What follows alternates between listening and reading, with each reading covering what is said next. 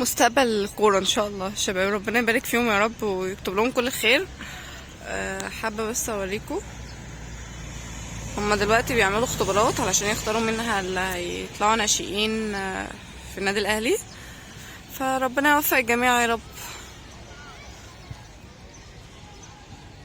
حبيت بس اوثق لكم اللحظات ديت، هي بتبقى لحظات ممتعه جدا والله، وبتبقى بالنسبه للاهالي فرصه بيغتنموها لاولادهم. ربنا يوفقهم جميعا ويوفق الاحسن ان شاء الله، ويكتب للجميع الخير يا رب.